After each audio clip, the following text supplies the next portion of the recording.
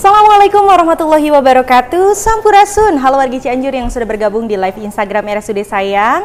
Kumaha damang, semoga dimanapun dan kapanpun selalu sehat. Senang sekali nih rasanya ya setelah sekian lama podcast dokter kita kembali hadir tentunya bersama saya Grisela Dita. Dan kali ini Grisela rame-rame dikeroyok sama dokter cantik dan ganteng. Di antaranya ada dokter Dianti Nurendasari, kemudian juga ada dokter Vita Nuraini, spesialis SPDV DVE ya. Agak sulit ya. Dan juga ada dokter Dindin. Aduh, apa kabar dok? Alhamdulillah sehat, baik. Sehat ya, alhamdulillah, luar biasa banget gitu ya. Ceria, cerah gitu. Jadi Kak Griselnya juga ikut ceria dan ini juga. Nah selain itu di sini ada dokter-dokter dan juga kita juga sekarang kehadiran dari komunitas. Ya, betul. Karena dalam rangka Hari AIDS Sedunia yang diperingati tanggal 1 Desember ya. Kali ini RSUD Sayang juga memperingati ini Hari AIDS Sedunia bersama dengan para komunitas yang ada dan hadir hari ini. Untuk wargi Cianjur dan juga untuk teman-teman komunitas di sini yang punya pertanyaan seputar AIDS, boleh silahkan tuliskan di kolom komentar, nanti kita akan interaktif bersama dokter-dokter yang ada di depan sini. Oke, dalam rangka Hari AIDS Sedunia yang diperingati tanggal 1 Desember, sebetulnya apa sih yang mau disampaikan dari Hari AIDS ini, dok? Oke, selamat pagi Teh Grisel. Selamat pagi. Alhamdulillah kita berjumpa kembali ya Teh. Alhamdulillah. Keadaan sehat. Oke, jadi memang Hari AIDS ini sudah lewat Teh, tanggal 1 Desember, tapi memang suasananya dok ya masih sangat terasa gitu, kita masih di bulan Desember. Untuk tahun ini tagline dari Hari HIV AIDS Sedunia itu adalah bergerak dengan komunitas untuk mengakhiri AIDS tahun 2030. Begitu. Bergerak bersama komunitas untuk mengakhiri AIDS di 2023. Betul, Teh Grisel. 2030. Agak ada lewat tiga-tiganya. Oke. Kemudian dok, apa sih sebetulnya campaign apa yang mau disampaikan kepada masyarakat kali ini? Untuk kita di Indonesia, Teh, pemerintah terutama dari Kementerian Kesehatan Indonesia itu dok, ada upaya-upaya yang dicanangkan untuk penanggulangan HIV/AIDS. Apa aja tuh? Ya, yang pertama kita ada pencegahan. Yang kedua itu surveillance atau penemuan kasus. Kemudian yang ketiganya adalah pengobatannya Teh Grisel, dan keempatnya adalah promosi kesehatan. Keempat komponen tersebut kita tidak akan bisa lakukan dengan maksimal tanpa adanya kolaborasi dengan lintas sektor dan juga dengan LSM dan komunitas. Gitu. Makanya tagline-nya sekarang kayak gitu ya, bergerak bersama komunitas. Ya, ternyata kalau kita bergerak sendiri, apalagi rumah sakit itu kita sifatnya pasif ya dok ya. Jadi kita tidak bisa mengakses ke semua wilayah gitu, terutama untuk yang khususnya di Cianjur, kita tidak bisa mengakses seluruh wilayah Cianjur yang memang sangat luas sekali Teh Grisel. Oleh karena itu kita tidak akan bisa apa-apa kalau tidak ada bantuan dari teman-teman LSM dan komunitas gitu. Oke, tapi sebelumnya kalau ngomongin soal AIDS dan HIV ini, sebetulnya kita udah bahas dok sebelumnya ya di podcast sebelumnya. Jadi untuk warga Cianjur yang nanti mungkin mau nonton lebih jelas lagi dan lebih dalam lagi tentang HIV ini sendiri, boleh langsung di scroll aja di YouTube channel RSUD karena ada. Nah kalau misalnya ngomongin soal pencegahan dan pengobatan deh ya, kita dari RSUD Sayang, sebetulnya gimana sih program yang dilakukan atau bagaimana pelayanan yang diberikan untuk HIV ini sendiri di RSUD Sayang? Jadi dokter punten, saya menjelaskan sedikit tentang potret pelayanan PDP atau CSC di rumah sakit saya. Jadi poliklinik PDP ini kita sudah ada dari tahun 2015 Teh. 2015. Tujuannya adalah untuk mengevaluasi atau untuk memudahkan dalam proses monitoring, kemudian pelayanan dan pengobatan pada pasien-pasien HIV, dan juga untuk mempermudah para pasien HIV ini untuk mengakses obat ARV. Dari tahun 2015 tersebut sampai November 2023, pasien yang rutin kontrol dan mengakses obat ARV ke poliklinik PDP di RSUD Sayang itu sekitar 290 orang kurang lebih. 290 orang? Betul. Dan penemuan kasus baru teh untuk di tahun 2023 sampai bulan November ini gitu itu ada sebanyak 72 orang. Itu penemuan kasus baru yang khusus kita temukan di Rumah Sakit Sayang, Dok. Itu di luar dari penemuan kasus di puskesmas atau Fasiankes yang lain. Bukan angka yang kecil ya, betul. Oke, jadi ini memang bisa lebih ya. Bisa lebih, dokter. Bisa lebih. Aja, tadi saya lihat. Itu yang di Rumah Sakit Sayang saja. Oke.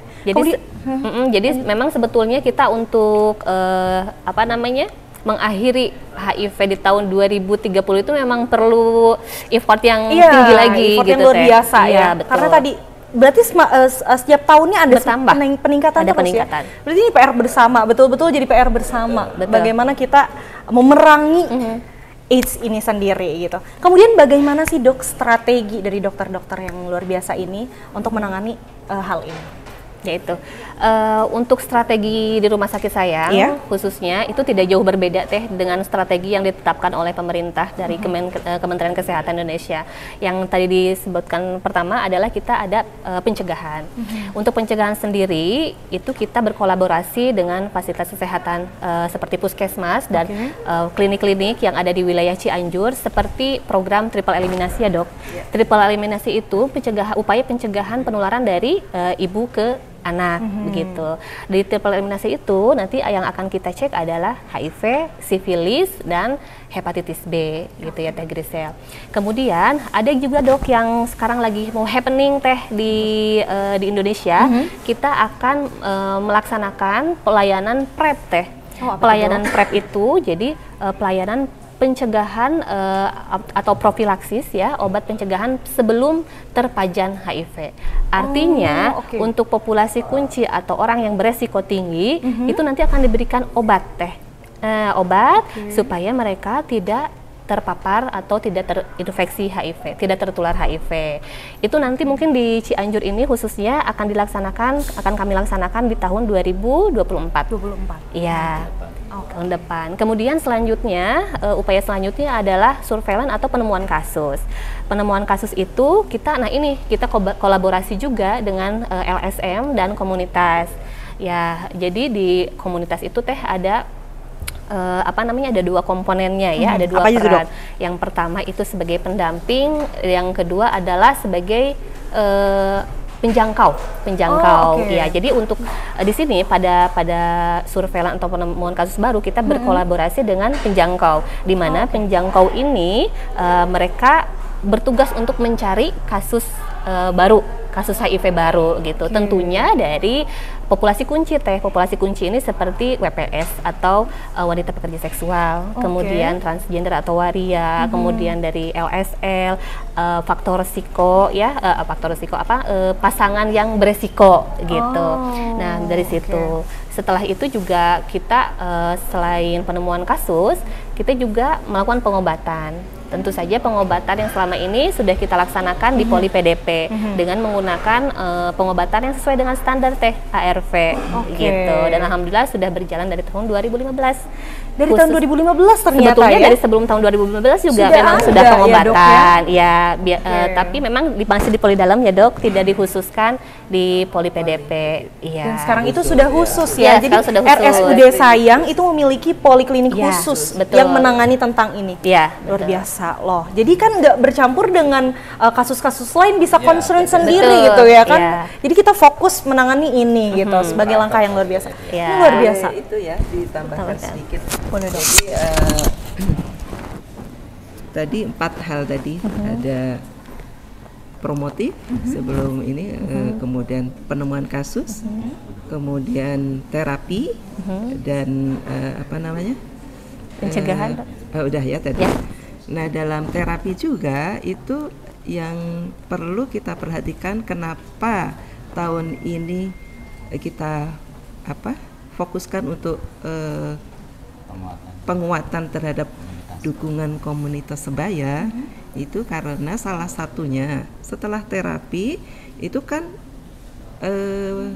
teman-teman atau pasien-pasien dengan ODIF itu diharapkan pengobatannya itu teratur dan sampai betul-betul tidak lepas dari obat itu. Nah, potret di rumah sakit Cianjur, pasien-pasien itu banyak yang lost to follow up. Jadi pernah minum obat tetapi kemudian nah itu yang padahal ini yang tidak seharusnya harus, seperti itu. Jadi harus terus seumur menerus gitu, Dok. Iya, karena kan untuk mengakhiri atau ending AIDS pada tahun 2030 itu harapannya itu salah satunya adalah pasien yang sudah mendapat obat itu harus bertahan konsisten. dan kita konsisten dan sehingga tidak terjadi atau tidak ditemukan kematian akibat AIDS gitu. Dokter ada lagi, Dok? Jadi yang sudah dipaparkan tadi bahwa nanti intinya kita akan nol untuk infeksi baru, ya, zero. Kemudian tidak ada lagi kematian akibat AIDS. Kemudian diskriminasi tidak ada lagi, stigma administrasi jadi hilang. Itu yang kita harapkan dari semua program pemerintah itu. Barangkali itu ya. Betul, Dok. Mungkin Mbak Gisel yang selama ini telah berjalan di komunitas, mungkin ada, bukan mungkin, kita ini salah satu atau beberapa nanti bisa sharing apa sebenarnya yang mereka kerjakan, apa tantangannya, apa harapan mereka, apa usulan mereka, nanti bisa biar kita bisa chemistry antara kita sebagai pelayanan dan mereka pendukung sebaya itu lebih kuat sehingga harapannya ya betul-betul tadi HIV 2030 itu tidak Sudah ada lagi. selesai ya, Dok.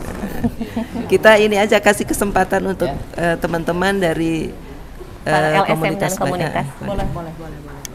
Memang kalau misalnya ngomongin soal kesembuhan ya gitu, selain daripada kita konsisten sebagai pasien gitu ya, kalau misalnya ngomongin Grisel sebagai pasien gitu kan, perlu juga kalau Grisel harus ada support system, Dok. Betul, ya kan? betul. Support system tuh penting banget gitu. Nggak lebay deh bener ini mah gitu kan ya. Jangankan misalnya penyakit-penyakit yang cukup lumayan harus butuh pengobatan yang panjang gitu. Grisel demam aja, Grisel butuh diperhatiin, Dok. Ya kan? Apalagi kalau misalnya kita harus berjuang melawan ini dengan jangka waktu yang panjang, tentunya kita juga butuh support system pendukung dari kanan dan kiri yang luar biasa. Nah, boleh dong salah satu mungkin ada dari teman-teman komunitas yang mau untuk sharing mengenai bagaimana sih cerita gitu sejauh ini, apa aja, boleh? Ayo silakan. Seperti testimoni gitu. Kayak mungkin bisa dibantu dari di sini sudah hadir teh, diperkenalkan dulu Oh, boleh. Ada beberapa LSM atau komunitas teh. Dari yang pertama dari LSM Female Plus diwakili oleh ketuanya ya. Oh iya, halo. Teh Santi, bangga Teh Santi. Kemudian ada juga dari Lensa ya, diwakili oleh Riyadi ya. Kemudian Pak Teddy ya, selamat pagi Pak. Kemudian ada juga dari KDS Sehati dan KDS Sahabat Kita. Iya, yang hadir bersama kita pagi ini Teh Grisel. PKBI, PKBI ada ya. Oke, selamat datang, salam kenal, luar biasa ya. Ini Iya. dia orang-orang keren, orang-orang hebat yang selalu mendukung Iya, tentunya betul. ya. Oke. Tapi sejauh ini deh, kalau misalnya mungkin sambil nanti nunggu juga dari Bapak Ibu yang nanti akan langsung, boleh dulu diceritain bagaimana sih terbantunya dokter dengan komunitas yang ada saat Oke, ini. saya ini aja Mbak Santi sini Mbak. Ayo silakan sini. Ayo Teh ke depan. Oke. Atau mau di situ boleh? Mau di situ juga boleh. Ini aja Pak. Ininya apa? Oke.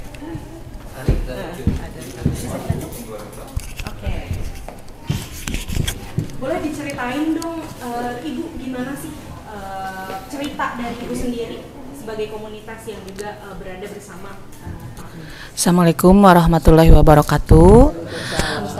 Perkenalkan dulu, nama saya Neng Santi, saya dari LSM Female Plus. Saya bertugas sebagai PS atau pendukung sebaya. Di mana tugas saya mendampingi si pasien baru, ada memberikan support, terus dukungan supaya si pasien tidak merasa sendiri bahwa ada komunitas yang sama statusnya seperti pasien tersebut. Terus tugas yang kedua merujuk untuk pengobatan ARP, karena kan kalau oda baru itu kan pasti tidak mengerti dalam pelayanan alurnya kayak gimana. Saya bisa mendampingin untuk memulai ARP. Terus kedua saya bisa memberikan informasi terkait layanan dan pengobatan sesuai dengan yang dibutuhkan pasien. Terus ketiga, saya merujuk dan mencari pasien LFU, lost to follow up. Jadi si pasien yang putus obat, saya mencari di lapangan dan merujuk kembali untuk pengobatan lagi. Terus yang kelima, saya menotifikasi pasangan, di mana kan kalau si pasien itu pasti ada pasangan, entah itu mitra seks, anak atau suami atau istri. Nah, saya bertugas untuk mengajak supaya si pasangan tersebut untuk mau dites. Terima kasih. Sekarang ke Riyadi ya, penjangkau lapangan. Boleh lanjut? Oke. Silakan. Kita mendengarkan bagaimana ini yang terjadi di lapangan gitu ya. Silakan. Assalamualaikum warahmatullahi wabarakatuh. Perkenalkan, saya pendamping PCT dari Lensa, sekaligus ngedamping juga ke rumah sakit seperti itu. Saya sih mau pengalaman aja di lapangan ya. Karena saya kan emang pendamping khusus komunitas LSL gitu ya. Harus jelaskan laki-laki seks, laki-laki komunitas gay gitulah. Cuman kita di program bilangnya LSL untuk menghindari bahasa-bahasa yang seperti apa gitu. Kalau untuk pengalaman sebenarnya saya sebagai pendamping ngerasa miris juga sebenarnya mah. Karena apa? Karena saya sebagai pendamping selalu mendapatkan temuan-temuan kasus baru gitu. Yang dimana kasusnya itu kebanyakan usianya produktif antara 18 sampai 23 gitu. Yang usia tua kayaknya udah jarang menemukan, tapi kok menemukan lebih ke yang muda-muda seperti itu.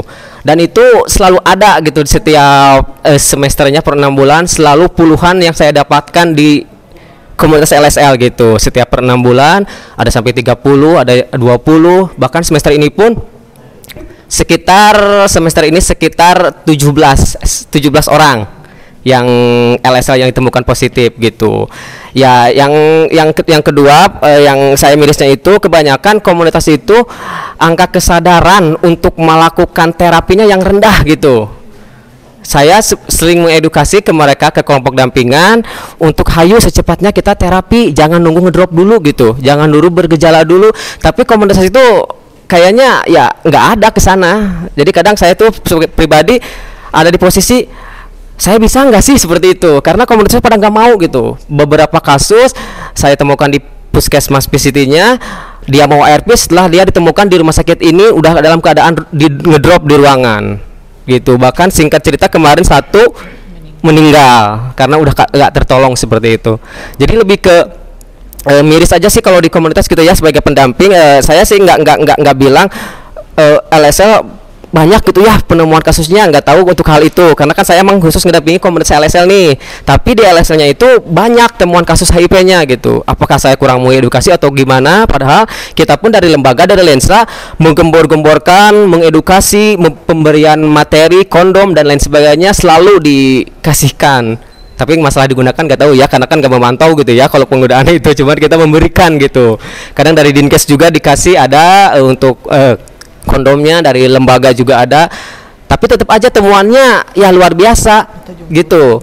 Tapi alhamdulillahnya nih untuk kasus-kasus yang saya temukan yang positif, alhamdulillah banyak juga yang ARV. Bahkan kalau dilihat dari persentasenya, setiap temuan yang saya temukan lebih banyak yang ARV-nya sebenarnya mah. Dari misalkan semester ini 17, yang ARV 15 orang alhamdulillah. Yang satu keburu meninggal, yang satu belum siap ARV seperti itu. Itu pengalaman saya, terima kasih. Silakan dari ini yang lain. Assalamualaikum warahmatullahi wabarakatuh. Waalaikumsalam warahmatullahi wabarakatuh. Perkenalkan, saya Teddy, koordinator lapangan dari teman penjangkau Lensa. Di kita itu ada 4 petugas lapangan khusus komunitas LSL, 1 TG transgender, 1 PIWID. PIWID itu penasun, kalau yang dulu penasun, kalau sekarang PIWID, people will inject drug. Untuk apa sih untuk temuan kasus di lapangan emang benar setiap teman-teman di lapangan itu tugasnya itu kan menjangkau dan mencari teman-teman yang berisiko tinggi, seknya kayak komunitas LSL, TG dan PIWID. Kalau PIWID itu alhamdulillah untuk di tahun-tahun sekarang itu tidak banyak temuan kasus. Yang ada temuan kasus itu ada di komunitas LSL sama di komunitas TG. Nah, saya banyak masukan di lapangan dari teman-teman lapangan tentang banyaknya temuan kasus dan untuk akses ke rumah sakit untuk terapi ARV. Kebetulan kita bermitra dengan Female Plus. Jadi ketika ada temuan di kita langsung dilempar ke Female Plus untuk didampingi lebih ke terapi ARV-nya. Kita di penjangkauan kita itu ada bagi tugas kayak ini di penjangkauan ketika ada temuan kasus diserahkan ke PS. Nah, kita sama-sama di program penanggulangan HIV/AIDS. Nah, untuk boleh langsung memberikan tentang layanan di rumah sakit ya. Banyak teman-teman ODIP yang yang di luar komunitas ataupun di dalam komunitas banyak minta. Kalau dulu itu kan ada bantuan dari pemerintah ketika ODIP dirawat itu digratiskan. Nah, untuk tahun-tahun kemarin dan tahun sekarang itu sudah tidak ada. Nah, teman-teman ODIP itu suka curhat, gimana sih, saya pernah advokasi ke rumah sakit, ternyata emang kalau tidak punya BPJS ya wayahnya harus bayar. Nah itu kan ketika lihat dari aturan Kementerian Kesehatan itu setiap ODIP itu ditanggung oleh pemerintah. Nah sedangkan di daerah Cianjur ini tidak kalau dulu ya suka digratisan, kalau sekarang kita harus berbayar. Dan untuk akses ke BPJS pun kita susah jadi untuk akses ke BPJS-nya. Karena banyak teman-teman ODIP itu ya kayak dulunya bekerja, sekarang tidak kerja, dulunya mandiri, sekarang tidak mandiri. Kalau obat sama pemeriksaan enggak? Ya kalau obat sama pemeriksaan gratis, tapi kalau misalkan ada ODIP yang dirawat, kalau dia ada dirawat di perawatan di rumah sakit, itu biaya perawatannya itu harus berbayar. Kalau obatnya emang gratis, kalau dari dulu emang gratis itu obat, tapi dalam perawatan di rumah sakit itu harus berbayar. Mungkin dari saya segitu Bu. Ya, itu kasus per kasus mungkin ya Pak. Jadi nanti tindak lanjutnya kalau statusnya dengan BPJS mah tidak masalah ya. Yang jadi masalah kalau tidak punya BPJS itu gitu. Kalau dari pemerintah sih obat dan untuk pemeriksaan kesehatannya, maksudnya pemeriksaan kesehatan dalam penegakan diagnosis itu ada gitu.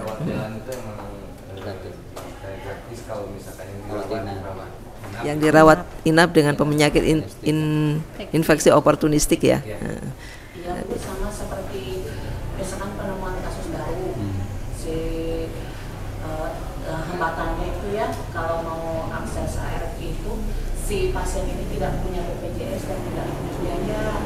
Sedangkan kalau misalkan sudah ada keluhan banyak infeksinya, suka disarankan untuk tes lab sama ronsen. Kecuali kalau misalkan si pasien tersebut tidak ada keluhan, bisa langsung terapi ARV karena sudah ada program tes and treat sama ARV support. Kalau mungkin itu dalam ya justru emang pasti banyak masalah dan kendala di lapangan ya yang intinya baik itu menjangkau, kemudian waktu pendampingan itu pasti ada banyak masalah. Nah ini yang justru yang kita mau kuatkan peran dari para teman-teman di dukungan sebaya ini yang menjembatani antara kami yang melaksanakan pemeriksaan dan pelayanan di rumah sakit dengan teman-teman yang bersama dengan ODIF gitu. Menyambungkan miss-nya itu di mana, itu yang justru kita mau dekatkan gitu. bagaimana mencari solusi. Misalnya tadi yang tidak punya BPJS berarti kita koordinasikan untuk bagaimana bisa kemudahan memperoleh BPJS. Salah satunya itu. Masih banyak hambatan-hambatan dan PR yang lain yang kita hadapi dalam melayani ODIF. Dari Female Plus sudah, dari Lensa, PKBI silahkan.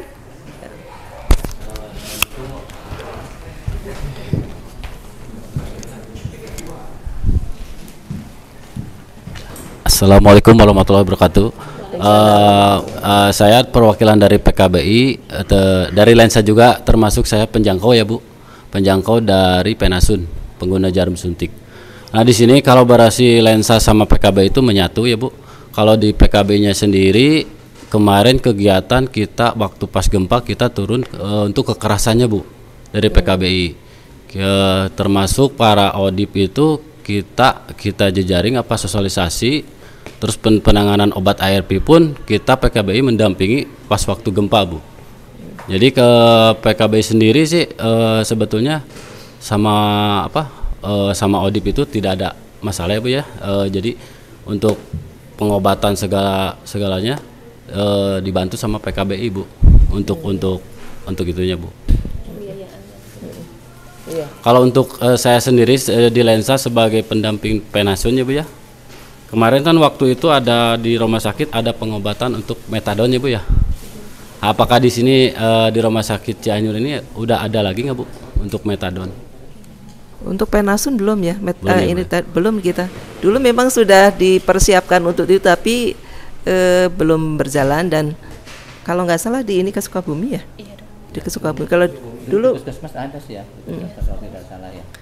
Rumah sakit juga dulu ada yang pelatihan dan saranya dipersiapkan untuk itu, tapi belum akhirnya pada perjalanannya belum berjalan, jadi akhirnya sampai sekarang belum sih kalau untuk ini masukan dari komunitas dari Penasun itu kita pengen adakan yang akses metadon di Cianjur Bu gitu. Ininya banyak Pak. Kalau kebetulan kalau di Cianjur sendiri untuk pengguna yang aktif itu kan ada 30. Kalau totalnya sih yang ada kan ada yang hardcore itu Bu, yang ada yang seminggu, ada yang 1 hari sekali, ada yang 1 bulan 1 kali. Itu kisaran ada 100-120 Bu kalau Penasun. 120 Cianjur, ya. Yang pengguna aktif. Aksesnya sekarang ke Sukabumi ya mungkin ya? Kalau akses sekarang itu kan kalau Penasun sendiri aksesnya ke RSKO Bu sekarang. Pakainya Subuxon Bu. Oh. Jadi waktu dulu kan peralihan dari pengguna Kutau, sekarang aksesnya ke RSKO pakai Subuxon Bu untuk. Jadi semua di Jakarta semua berpaling ke Subuxon Bu sekarang. Kalau untuk konsulnya ya di RSKO Bu, kalau anak-anak Cianjur gitu. Masalah jarum suntik kita akses ke Dinas Kesehatan alhamdulillah berjalan lancar Bu untuk Penasun. Kita sebulan atau semester itu ada 300 piece jarum suntik kita berdistribusi ke pengguna Bu. Jadi untuk di Penasun sendiri untuk terkait untuk yang positifnya berkurang Bu, karena dulu kan jarum itu bergantian. Makanya waktu tahun 2014 peningkatan Penasun itu ODIP-nya banyak. Alhamdulillah untuk sekarang adanya jarum steril itu tidak bergantian Bu gitu. Itu mungkin Bu. Ya. Jadi ada dari komunitas mereka menginginkan bisa dilayani di Cianjur gitu ya, di Rumah Sakit Cianjur ya. Yang mudah-mudahan kedepannya kita juga bisa memenuhi itu ya, mudah-mudahan. Iya. Gitu sih.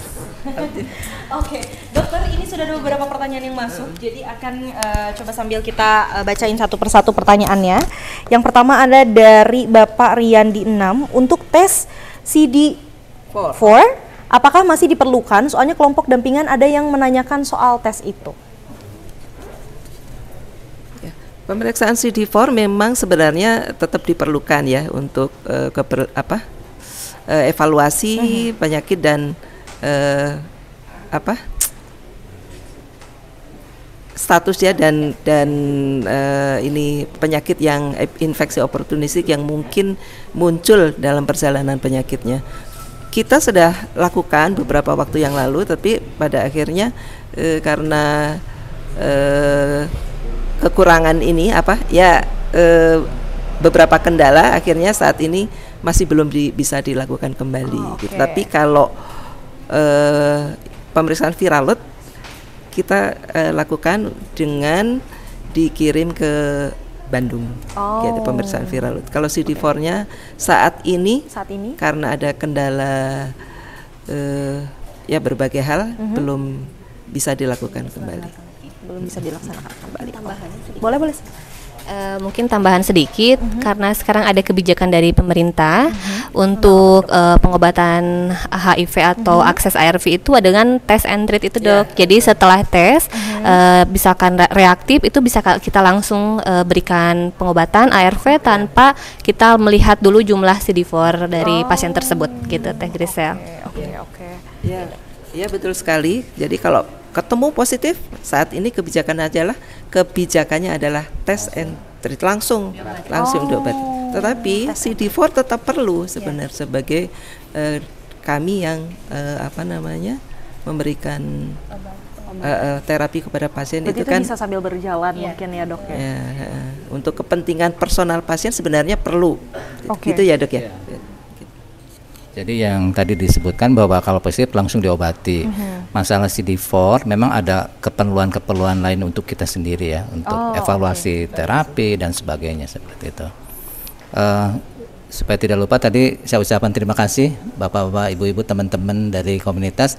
Memang untuk eliminasi HIV/AIDS ini tidak hanya saja dari kesehatan atau pemerintah, tapi teman-teman di lapangan yang memang alhamdulillah sudah sangat membantu kita. Memang dari angka kejadian tadi yang terus bertambah, perannya memang bukan kita saja. Makanya kita berkumpul di sini, ada peran dari pemerintah, termasuk dari kesehatan, dari agama, kemudian dari pendidikan, dari orang tua dan sebagainya. Jadi saya sendiri pribadi dan juga rumah sakit mengucapkan terima kasih Bapak Ibu semua sudah berjuang, terutama untuk yang AOS di Cianjur barangkali itu. Oke, kemudian ada lagi, Dok, pertanyaannya masih dari Bapak Riyadi 6 untuk program PrEP, apakah prosesnya mendapatkan obatnya gampang di RSUD Sayang? Baru mau launching ya? Baru mau launching. Jadi untuk alur itu sendiri penggunaan PrEP itu memang kita belum ya Teh, karena baru mau launching di tahun 2024. Kami juga dari pihak rumah sakit itu menunggu logistik dari Dinas Kesehatan Kabupaten gitu ya Teh. Jadi sebelum ada arahan dari Dinas Kesehatan kita untuk melaksanakan pelayanan PrEP, nanti kita tahan dulu gitu. Launchingnya belum. Belum, tapi akan segera. Insya Allah tahun depan Teh. Oke, ada lagi dari ini Bapak ya kayaknya, Bapak Koko Nasution. Dok, kalau kutik di anus agak gede sama banyak itu harus gimana ya, Dok? Sama kutil kayaknya mungkin tipe ya. Fistula ani yang sering kambuh, Dok, katanya gitu. Boleh dijawab langsung aja, Dok. Nggak apa-apa. Kutil kelamin atau kondiloma acuminata memang di mana tadi Bu Gisel? Di anus ya. Jadi biasa terjadi pada LSL ya. Jadi memang kasusnya juga lumayan ya, Dokter Vita ya saat ini. Jadi ada beberapa terapi yang bisa dilakukan, tentu saja dengan ada yang disebut topikal. Jadi dengan ditotol dengan zat kaustik, jadi yang akan menghancurkan. Tetapi kalau memang besar itu memang perlu dilakukan pembedahan seperti itu ya. Tentu saja itu juga harus dicek semuanya ya. Iya, tentu saja. Mending langsung aja datang ke RSUD Sayang, ketemu sama dokter-dokter yang luar biasa ini supaya lebih jelas lagi bagaimana pengobatannya ya, gitu. Masih ada lagi, Dok. Untuk obat 3HP atau pencegahan TB, bagaimana ya, Dok, agar efek sampingnya nggak begitu terasa? Soalnya pasien merasakan efek yang luar biasa. Ini yang langsung banyak bertemu dengan pasiennya, mangga Dokter Dianti. Ya, terima kasih Dok. Oke, untuk obat 3HP itu obat 3HP ini adalah obat pencegahan TBC. Jadi untuk pasien HIV atau ODIF ini diwajibkan untuk meminum obat pencegahan TBC, Tegrisel, karena kebanyakan pasien ODIF ini banyak yang terinfeksi HIV, infeksi oportunistiknya TBC gitu ya. Nah, untuk efek sampingnya yang saya temukan selama ini di pelayanan di Poli Teh, sebetulnya tidak ada pasien yang mengeluh berat ya, keluhan efek sampingnya. Paling biasanya itu lebih ke mual, kemudian nyeri kepala gitu. Dan kalau efek sampingnya masih dirasakan masih wajar, itu biasanya kita lanjutkan ya Dok. Kecuali kalau memang ada efek samping berat, itu biasanya kita stop dan bisa diganti dengan jenis obat yang lainnya. Karena selain 3HP itu juga kita ada 6H atau isoniazidnya saja gitu. Dan untuk sebetulnya untuk 3HP ini pemberian obatnya juga lebih simpel. Tegrisel kita berikan hanya 1 minggu sekali gitu. Betul, jadi lebih ringan sebetulnya. Tapi pada setiap orang memang responnya berbeda-beda gitu.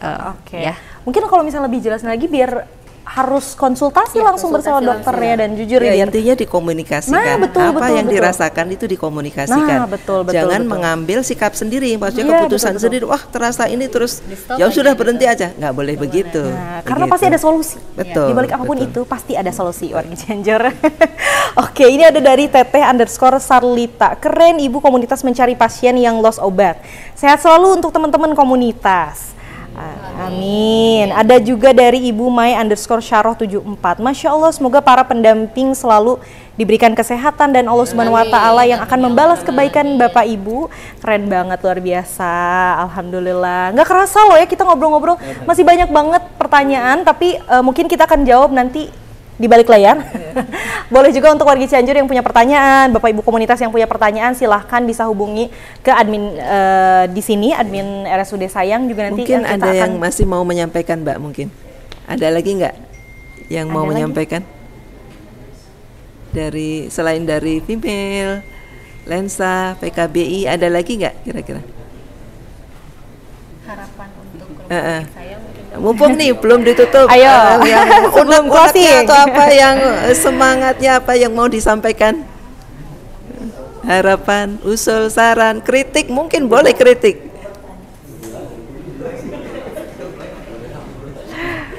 Mau bertanya? Semoga selalu kompak ya, ini semoga selalu kompak, sehat selalu, karena ini adalah garda-garda yang luar biasa yang langsung terjun langsung gitu kan, bertemu dengan teman-teman yang lain. Gimana? Adakah?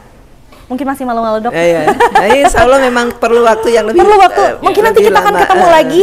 Kita akan ada lagi di podcast dokter kita. Oke. Mohon maaf untuk teman-teman yang warga Cianjur yang pertanyaannya belum terjawab, tapi nanti boleh yang misalnya masih punya pertanyaan, silahkan tanyakan aja di direct message atau DM ya. Boleh silahkan tuliskan di DM langsung, nanti kita akan tanyakan ke dokter-dokter di Narosdok gitu. Terima kasih banyak dokter. Terima kasih banyak. Tapi sebelum itu closing statement dong Dok untuk Hari AIDS sedunia ini. Silakan Dok. Kalau saya harapannya itu saja, mudah-mudahan tahun 2030 dadah HIV. Zero. Cukup. Mungkin dari dokter? Cukup Teh. Oke, cukup. Oke, sekali lagi terima kasih. Semoga dokter sehat selalu dan lancar dalam segala aktivitasnya. Terima kasih juga untuk Bapak Ibu Akang Teteh dari komunitas. Semoga sehat selalu, diberikan kelancaran juga dalam berbagai aktivitas. Terima kasih untuk warga Cianjur yang sudah nonton dan setia mengikuti live IG dan juga menonton podcast dokter kita. Terima kasih sekali lagi. Kami berempat pamit undur diri.